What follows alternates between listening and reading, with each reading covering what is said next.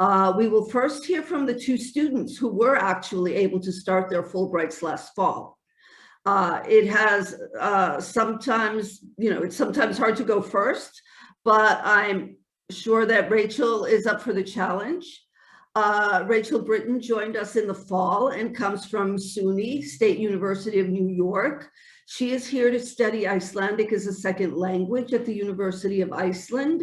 And Rachel is the recipient of the joint Fulbright Ministry of Education grant in Icelandic Studies. Rachel also has a project on Icelandic contemporary poetry, and I know she's passionate about sharing poetry between our two cultures. So let's hear about her work. Rachel, the floor is yours. So I'm going to tell you a little bit about the myriad of projects that I've been up to while I've been here in Iceland, thanks to Fulbright and the Ministry of Education and Culture. My project has been mapping contemporary Icelandic poetry in addition to studying at the university. So I've been, over the past 9 months, studying Icelandic as a second language at the University of Iceland in their Icelandic as a second language BA program. I've also been working with UNESCO City of Literature here in Reykjavik and translating on my own time.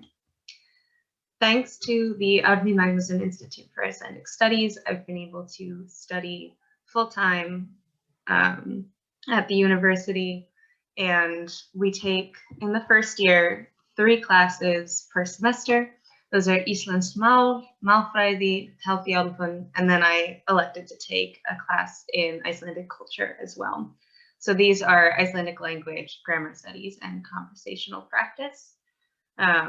The combination of learning all 3 at the same time and being able to practice has immeasurably increased my skill level in Icelandic studies, which is something that I couldn't do in the United States.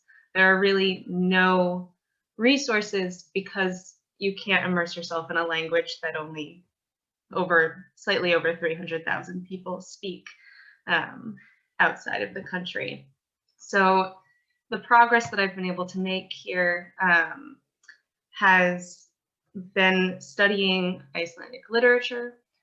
In the fall, we read short stories by Bragi Ólafsson and a children's novel by Snæbjörn Arngrímsson. And studying and reading on my own time, I've read books like Frida Ísberg's Cloudy, which I love, Andri Snær Magnússon and Angunnar Annadóttir. That has increased my knowledge, that allowed me to read more intense literature in the spring semester. So recently we read some books by Jón Gnarr and Guðrún Eva Minadóttir's book that came out 2 years ago. My reading comprehension, as a result, I feel very comfortable reading a broad range of Icelandic literature, which is great for someone who's going into translation. In addition, we've practiced writing critical essays and had some creative assignments in the course. And in conversational practice class, we practiced speaking and giving presentations on various topics. Recently, we gave presentations on different regions in Iceland. So we all kind of got to learn more about the country, the nature, the culture, what it's like to live in Snæfellsjökull or anywhere, really. And then a very deep and thorough practice in grammar, which has constantly been difficult, and I'm always practicing because it's very, very difficult for an English speaker to learn grammar. And although classes were online, I have been able to practice socially, meeting people and with Icelandic writers and translators through networking, and thanks to the Fulbright network, which connects me to other translators in the field. In addition to studying at the university and learning Icelandic, I've been able to collaborate with Reykjavik Bókmenntaborgin UNESCO for their 10th anniversary. I have been working on a digital map of contemporary Icelandic poetry in translation.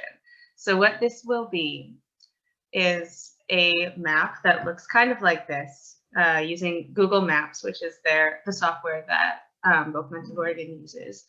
And it will be a collection of Icelandic poems by contemporary writers translated into English, some for the very first time, which is super exciting.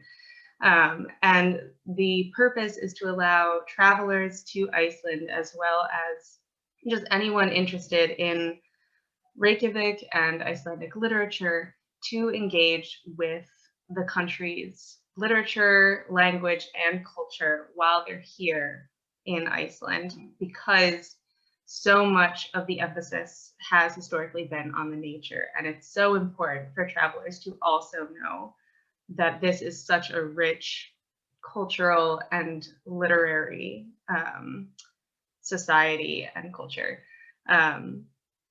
So it'll look kind of like this, but be much more sophisticated as well.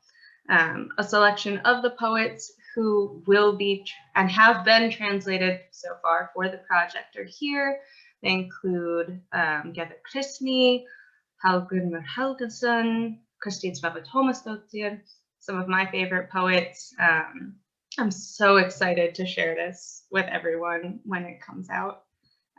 And here are some of the translators that have collaborated on the project with me.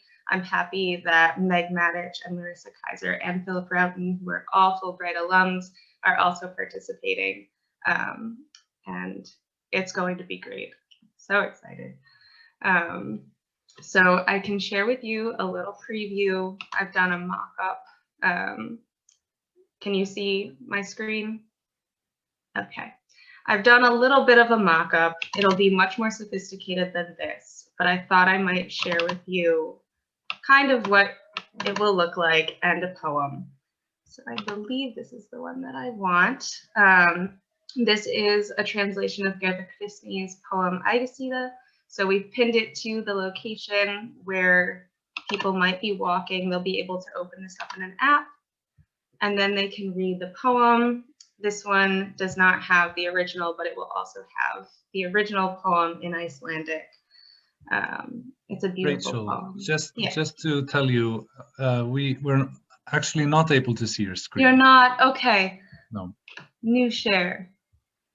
Thank you.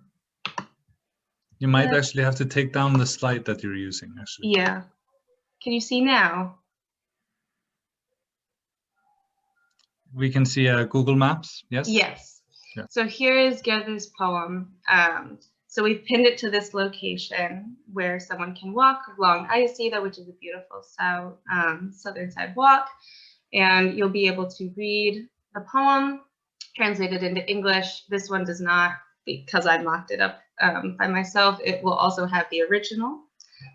This was translated by Victoria Cribb. And it'll be a little bit more sophisticated because they have the technology and the links. So Bókmenntaborgin will provide links back to the poets page on their website, so you can learn more about the Icelandic poet, as well as a link to the publisher's website if you're interested in purchasing the book or learning more about what that publisher does in Icelandic literature. There will also be a photo of the location so that you know you're in the right place. So there are about 30 poems right now. So I'm excited to share that with everyone. That is running a little bit behind because translator schedules are very fluctuating, but I'm hoping it will be ready and posted on their website sometime this summer. And in addition to those two wonderful projects of my time studying and working with the City of Literature, I've been translating Frida Ísberg's first collection of poetry called Slipurinn, which translates to stretch marks, which was published by Partis Press in 2017. It's one of my favorite collections of poetry to come out recently. And thankfully and fortunately, Meg Matic, former Fulbright alum, has been giving me feedback because she is a translator, and every so often we meet for coffee and she gives me edits and revisions. This book, I think, will very much resonate with English-speaking readers and is an excellent example of what Icelandic writers are doing today. Here is a poem that I've translated and will appear on the poetry map. I'm very excited. So here on the left is the original, and on the right is my translation, which I'm excited to share with everyone today. So that's just a little bit of a taste of the map and the translation. Very short. It's attached to the Grothe Lighthouse here in Reykjavik. And then what comes next after my Fulbright? Thanks to the Fulbright Network, I've been able to connect with a couple of Icelandic translators who are also Fulbright alums. I will be collaborating with Larissa Kaiser on a translation, book-length translation published by Flora Utgáfa and Henning Brud, which is a collection of stories by immigrant female writers here in Iceland, and I will be assisting her with that translation. Also this fall, I will be assisting Meg Matic with an interactive poetry salon called the Poetry Apothecary, in which we will be prescribing poems collected by various UNESCO cities across the world, written in English or translated into English, to participants who will be attending the salon. I will also be continuing in the Icelandic as a Second Language program with the continued support of the Anja Magnusson Institute for Icelandic Studies. There's a literature course in the fall that I'm very excited to take part in as well. And like I've mentioned, I will be pursuing publication of Frida Eastberg's translated collection. I hope to approach her very soon with the possibility of submitting poems to journals and pitching the collection to publishers in the US like Deep Vellum Publishing and Boa Editions Limited. And I just want to thank Fulbright Iceland for the opportunity to immerse myself in another culture, to develop my relationships with Icelandic publishers, writers, translators, literary organizations, and really just immerse myself in the preservation of such a beautiful, wonderful language that I love, and to share it with English readers in the future very soon. So thank you all for me. I appreciate it. Thank you. Thank you so much. You've certainly gotten us off to a fabulous, fabulous start. Our next presentation is by Nick Fry. Nick applied through the University of Montana. He's currently at the University of Reykjavik School of Energy, where he's completing his master's degree. And I should note that Nick actually allowed us to interview him for a project that we have.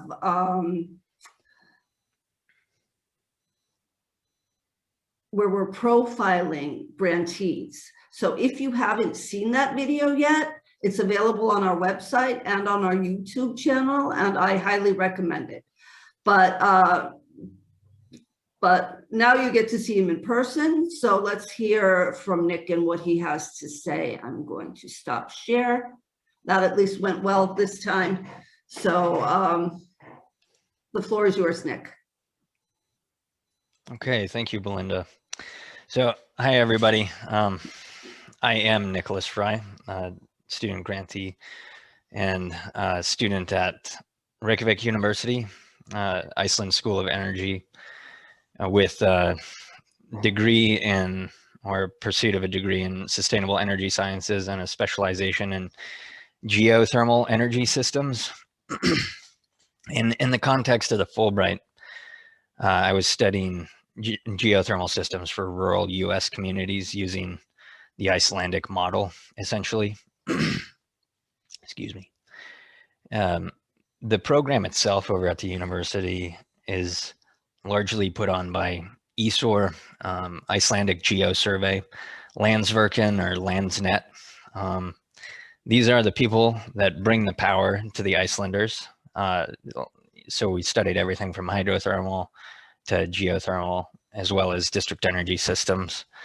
And what I did was kind of try and translate this to a US context and how we can use some of the same lessons to decarbonize our energy systems in the United States.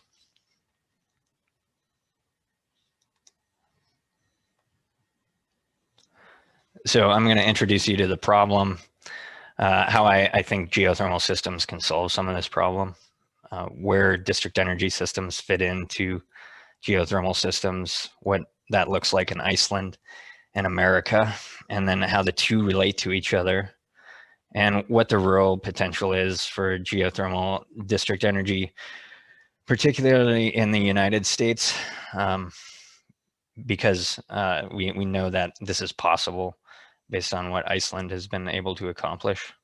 And then I'll discuss what the research products were for the Fulbright year. So building heat demand across rural communities is really what the problem is. This can make up to 60% of total energy demand for a certain place. And most of that need in the United States in particular is currently being met by fossil fuel sources. These are high emission sources, and they're often also high cost sources. So rural communities can often be buying propane instead of natural gas, and this might be setting them back 3 or 4 times as much as what the urban dweller pays for that energy. And then the efficiency levels are very low. So what Iceland has done to solve this problem as a result of the oil crisis was just decide to drive out these geothermal district energy systems to even rural communities. And here you can see a welder in a Manvit photo putting a 20-kilometer line to rural communities in Iceland in 2019. So this is taking place and continues to take place here in Iceland.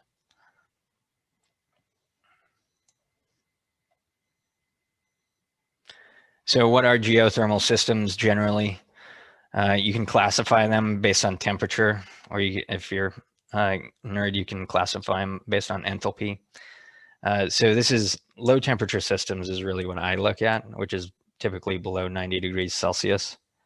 And you can also do ambient temperature loops, which if you talk to somebody outside of Iceland that's saying our buildings are heated and cooled by geothermal systems, they might actually be talking about geo-exchange, which is actually closer to solar than it is to geothermal, because they're just taking shallow geothermal ambient temperatures and putting it through they're running borehole fluid loops and then running that fluid through a compressor to extract heat or cooling during the summer months. And that's more common. But what I really study here is low temperature systems. You can classify these as hydrothermal or advectively controlled. So hydrothermal is what you see in Iceland with the surface manifestations. And this is convective fluid flow up from hot rocks at depth. And this rises to the surface. And it can be a fumarole or a hot spring like you see here. And this is typically develops a clay cap. This is not as common in sedimentary basins. So sedimentary basins are where you get oil and gas production in the United States typically. And those sedimentary basins are dominated by what's called advective flow, so lateral movement of fluids, and they're strata bound. So you've got radioactivity at a depth, and this heat rises through the earth and gets trapped in a permeable hot aquifer, and then it travels laterally and is strata bound by shale rocks essentially. But what the Icelanders have been able to do is really develop reservoir management techniques, and through often hard lessons on temperature drawdown, and that is good for learning how to exploit these low temperature systems so that you know how to manage those fluids at depth without removing all the heat in place, and your project can last a long time. So I look at exploiting geothermal in district energy systems. District energy systems are energy agnostic. The trend in district energy systems is towards lower temperatures and lower pressures. And what that means is we can start adopting more renewables, not just geothermal, but curtailed renewable energy like photovoltaics and wind can also go into pit thermal energy storage. And so this is really an engineering problem. You start introducing smart controls and artificial intelligence and some things like that. So as you start exploiting these geothermal systems, you've got to take on a very integrated approach. And Reykjavik University kind of highlights this integrated approach to basically your conceptual modeling of what your geothermal system is, and then also how to engineer the surface system itself. And Iceland obviously has a lot of geothermal district heating. If you haven't already seen it, the sidewalks get torn up by Veitur or Rarik, depending on where you are. And the adoption rates are incredibly high in Iceland. That's because they're not only taking on an economic context of what is cheaper to heat buildings, but they're also doing this in a social context, which allows them to drive their district and their geothermal district heating systems out to rural communities as well, so that they're not leaving these rural communities behind, and they're not leaving them in what is energy poverty. And the majority of geothermal exploitation in Iceland is not the high temperature Hetless Hades that you see. It is low temperature wells that are put into district energy systems and then pumped across a network to heat buildings or heat the domestic hot water as well. So this is not a new concept for the United States either. Boise, Idaho was one of the first in 1890 that did these geothermal district heating systems. And this is kind of why the two countries are very much connected for the geothermal systems. It was the inspiration for Reykjavik's industrial age district heating. And in about 1910, a bunch of Icelanders were living in Idaho, and they wrote back to the mayor of Reykjavik and said, maybe we should do this geothermal exploitation as well. Seems like a pretty good idea. We have a lot of geothermal systems. Why aren't we heating our buildings with this? And then by 1930 and onwards, there were many more geothermal district heating systems put in place because of this effect. But unfortunately, the United States hasn't really kept up with this trend. They did increase the number of installations for geothermal district heating thanks to the oil crises, inspired by the oil crises. Most of those systems were installed in the 1980s and 1990s with federal technical support and federal and state grants. So just like Iceland, the United States needs public support to get these high capital cost projects put in place.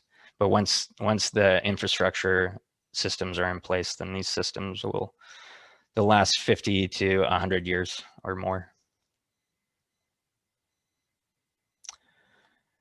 So if I look at America's geothermal district heating potential from a purely economic perspective, we're leaving thousands of megawatts of thermal untapped that we know exist and are economic for decarbonizing our own building stock.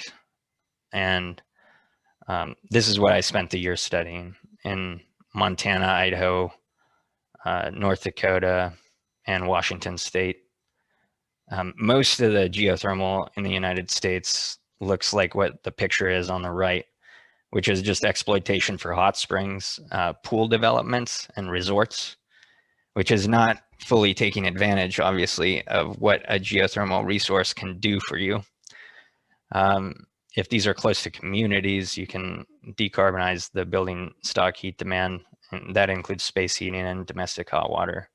And in the center, I've got some example that I did for some recent work, repurposing oil wells in North Dakota, where shale gas is exploited very often. And as these shale gas wells come to their end of life, or shale oil comes to their end of life, these wells can either be plugged and abandoned, or we can plug and perforate into these hot aquifers and use these many thousands of wells for geothermal district energy instead of fossil fuel sources. And the advantage for rural communities is they don't get left behind in the energy transition. As urban dwellers decarbonize their building heating through electrification, rural communities are going to end up paying more and more money over time. And geothermal has the potential to end that kind of vicious cycle. And here's kind of another map that highlights that. This is from the Department of Energy on the right. This is what they consider the economic potential in the United States for geothermal district heating. I studied some areas that the Department of Energy considers or did not consider as economic in this work, but I found them to be definitely economic. And on the left, you can see how we would plug and perforate existing oil and gas wells into what are doublets. So you've got a production well and an injection well. One heats the fluid, and the other one takes the lower temperature fluid and re-injects it into the formation. So you have a sustainable system. And we can do this in a lot more places than the Department of Energy thinks that we can do it. So some of the products from this year, I did a lot of conference presentations from different aspects. As I mentioned, this is very integrated, multidisciplinary task is getting energy systems, geothermal energy systems online. So you have to know about the subsurface as well as the surface, but also the policy. And this is kind of how I translated that. I came up with a method of building heat demand mapping that Europe and Iceland are well aware of, but the United States has not been able to do for themselves because gas is cheap. So none of this would have been possible. I've been able to study this over 4 states. None of this would have been possible without support from the Fulbright Commission. So I definitely thank you for that. I also thank Dr. Thorholtzen for his recent help with these oil well conversions in North Dakota. And I think that has a tremendous potential to grow inside of the United States. And so we can take these European systems, these Icelandic systems, and start adapting them to the US market. And I'll also thank my academic advisors over at Reykjavik University and Iceland School of Energy, Dr. Juliet Newson and Jeff Berkby.